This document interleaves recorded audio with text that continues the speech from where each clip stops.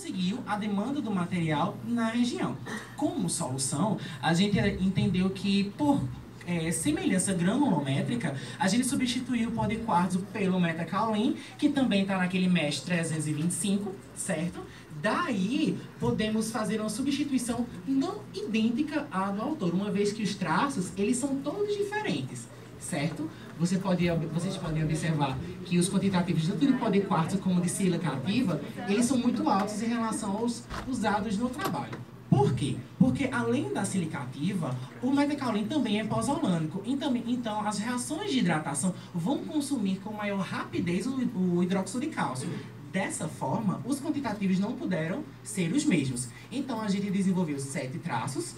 Desses 7, a gente intercalou 2 tipos de adensamento e 4 tipos de cura térmica, certo? Onde o primeiro traço não recebeu nem tratamento térmico, nem tampouco o adensamento, foi de forma natural, como se fosse realizado em loco, numa obra. E os outros 6 traços receberam 2 tipos de vibração, que no caso eram intercalados 2 camadas para o tipo de vibração 1, com vibrador de imersão portátil de obra por 30 segundos. Tipo de vibração 2 a gente dividiu em 3 camadas, cada camada também 30 segundos. O tempo de cura térmica está associado ao tempo de pré-cura e ao tempo de isoterma em temperaturas diferentes. Para o tratamento 1, um tempo de pré-cura com 72 horas e uma isoterma de 16 horas a 75 graus.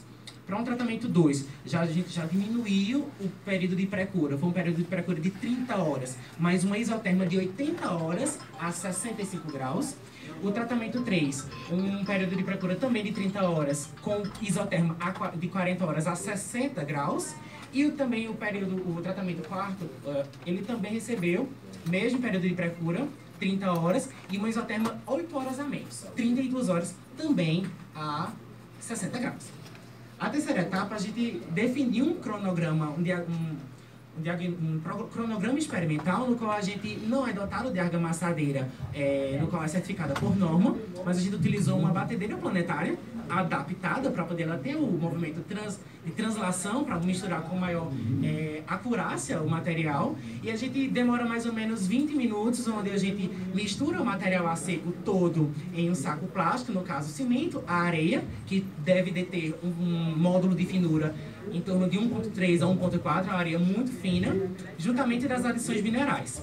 E com o auxílio de Becker e Proveta, a gente mediu a massa da água e a massa do aditivo superplastificante, certo? Transformando em um único líquido para poder facilitar a fabricação do material, certo? A gente, durante os 15 minutos, ia intercalando líquido com o sólido, e depois que estava tudo homogeneizadozinho, a gente passou 5 minutos na velocidade máxima da argamassadeira para poder a gente conseguir a melhor homogeneização da mistura, certo? A gente utilizou o molde cilíndrico 5x10, porque a literatura de concretos de pós-reativos aborda somente 5x10 por conta da carga de ruptura, que senão máquinas não têm um potencial tão grande para poder realizar esse tipo de ruptura. O próprio trabalho de Vanderlei na USP, ele já relata isso em 2004, certo? E também por conta do rendimento. O rendimento por Neville, ele afirma que corpos de prova 5x10 é acima de 100%. Os 10x20 margia 90% a 95%. Então você tem um rendimento maior, economia de material e otimização na realização dos ensaios, certo? Lembrando também que a água ela permanece em temperatura de 1 a 6 graus Celsius.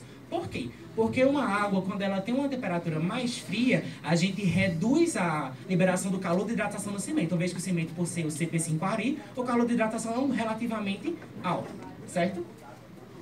Aqui está as etapas onde a gente separou os materiais, a gente misturou com auxílio de sacos plásticos, a gente misturou aqui os líquidos, a batedeira, né, a argamassadeira adaptada, a gente conformou, vibrou com o vibrador de imersão portátil, e durante as primeiras 24 horas o material ele permaneceu coberto por sacos plásticos para poder ter uma segurança com relação à água do período de cura, que dura até, no caso do tempo de pega final, 10, 12 horas depois. Então aquela água inicial para ela ficar retida no material e não ser perdida para o ambiente.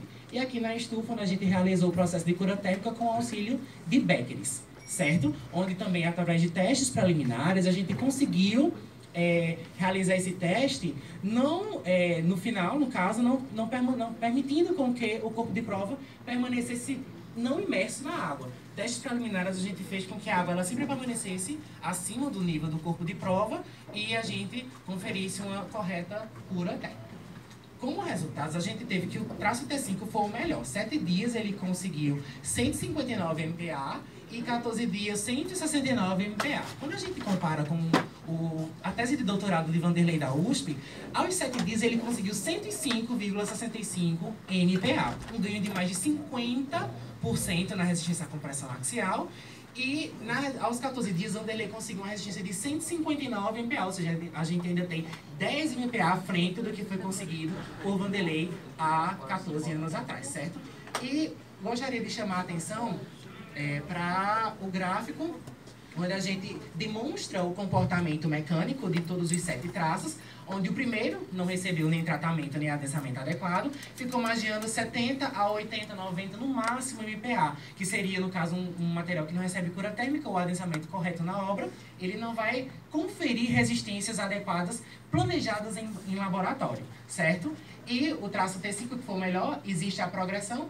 T6 e T7, ele só progrediu melhor que o T5 aos 7 dias. 14 dias ele já deu uma reduzida na resistência, certo? O que é que a gente pode compreender? O melhor traço foi o T5, de fato. Apenas o T1, ele não conseguiu vencer nenhuma das resistências do Vanderlei em 2004, por conta dos processos laboratoriais não terem sido adotados. Os traços T2, T4, T5, T6 e T7, eles sofreram um tratamento térmico que, se a gente for comparar os tempos de isoterma, 72 horas, 80 horas, 40 horas e 32 horas, são bem diferentes. Eles têm uma diferença muito peculiar. E, comparando com o traço T3, que foi o que mais teve um período de isoterma, a gente pode